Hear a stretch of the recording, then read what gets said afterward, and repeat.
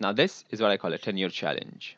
Hey guys, welcome back to MiiBooth. Irfan here. This is a padlock that does not have a key. That's right, no keys. It opens through an app on your smartphone or by entering a passcode sequence right on the lock itself.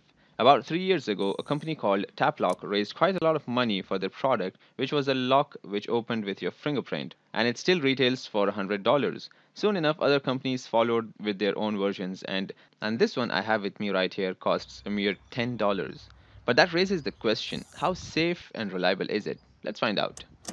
If gadget reviews, DIY projects, and life hacks are your thing, then consider subscribing to my booth and turn on the bell notifications so you don't miss out on any of the action.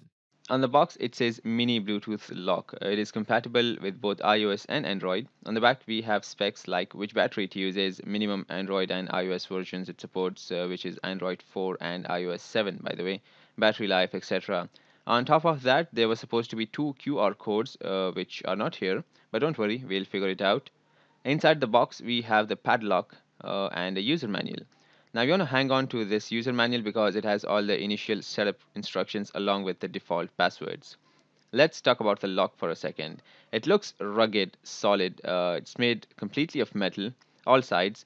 It's quite heavy too. It weighs exactly 80 grams, which is like two small eggs or one extra large egg. However, it is a relatively small padlock, so you really don't want to entrust your whole house to it. It's more kind of meant for cupboards, bicycles, chests, or basically anything not that big or valuable.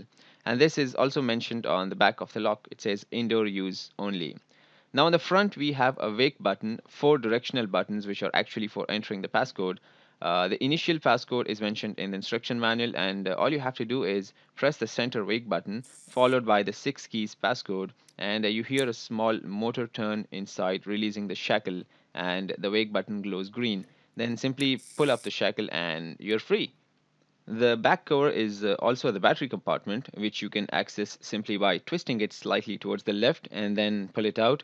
However, it can only be opened when the lock is open, not otherwise. The battery inside is a CR2025H, which has a life of about 1,000 cycles. Good thing is, it is easily available and quite cheap. Opening the lock is not just limited to the buttons on the lock. You can do it more easily via the app. There's a QR code in the manual which you can use to download the app called Smart Padlock, both on iOS and Android. Now, when you have the app, launch it and set a first time pattern lock password for opening the app. This has nothing to do with the lock as of yet. Past that, you have to pair the lock for the first time. Now, when you tap on Add Bluetooth Lock, your lock will show up in the available devices, provided it is in the Bluetooth range. If it isn't showing up, just press the wake button once and it will. Tap on Add, and that's it. It is paired.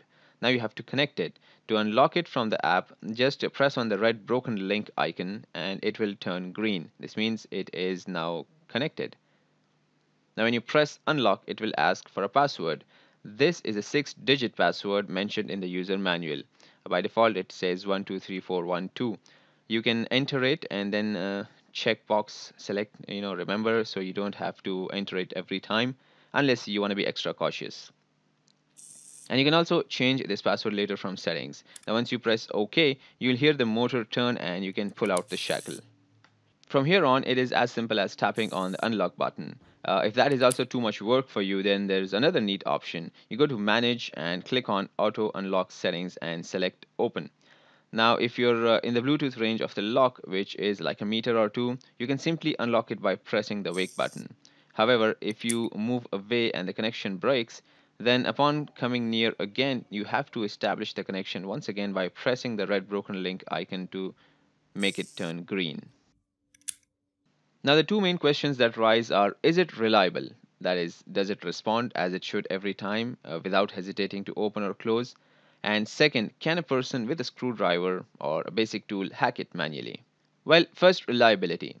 I have opened and closed it probably more than 100 times so far with the keys through the phone, actually two phones, and it has never caused an issue.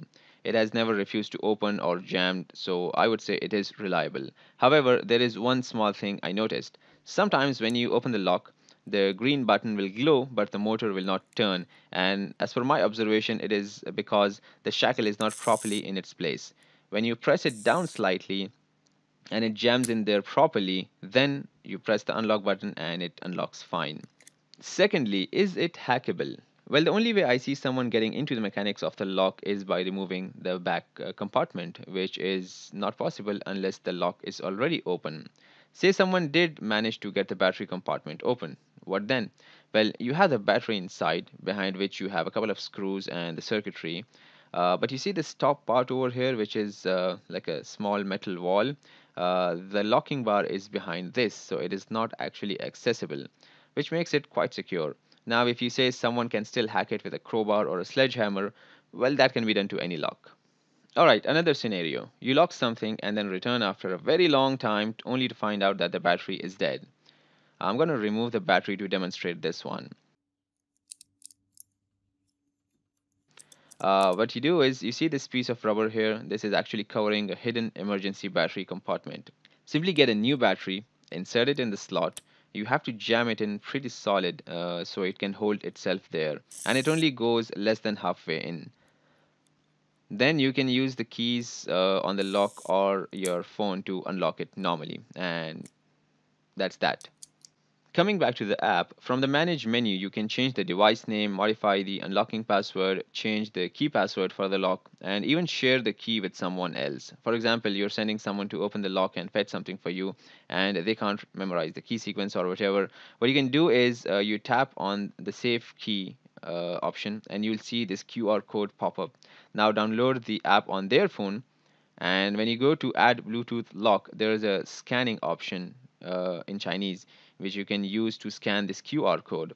It will automatically transfer all the data to that phone, and now you can use it to unlock the lock. For demonstrating, I'm going to turn off the Bluetooth of my first phone because the lock cannot be connected to both the phones at the same time.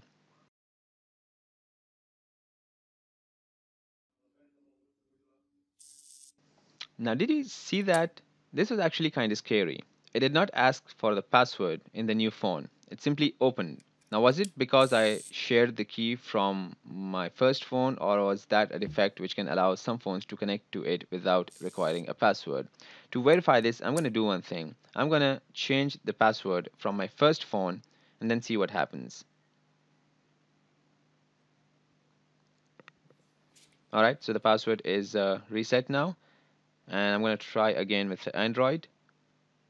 And this time it prompts for a password. That means it allowed it the first time, probably because I shared the key from another phone which was already connected to the lock. Furthermore, you can keep a track of all the activities from the Query Records tab to see when it was opened and whatnot. And from the User Center tab, you can play around with other basic settings. There's nothing much more to the app. If I am given an option between the smart lock and a standard padlock, I'll go with the smart one. And I'll tell you why. Physically, it is as strong as any of your average padlock, or maybe slightly more. More importantly, I don't have to carry any keys with me. I mean, your phone is the key. Actually, you are the key. You know the key sequence on the lock. Especially if you are traveling, there's a good chance you can misplace tiny keys here and there. And finally, it looks cool. It looks futuristic. It's a keyless lock. I mean, this is my 10-year challenge. 10 years ago, I used to open a lock with keys, and now I use my phone. And that too for $10, it is one of the most affordable smart tech out there. I'll leave a link in the description box below in case you want to check it out. That's it for now, guys. If you enjoyed this video, please hit that like button below. And while you're there, don't forget to subscribe to my booth for more gadget reviews, life hacks, and facts. You can also follow me on Instagram, Facebook, Twitter, and Instructables. All the links are in the description box below. Click on the thumbnails to watch my other videos or check out my YouTube channel for more. And as always, thanks for watching.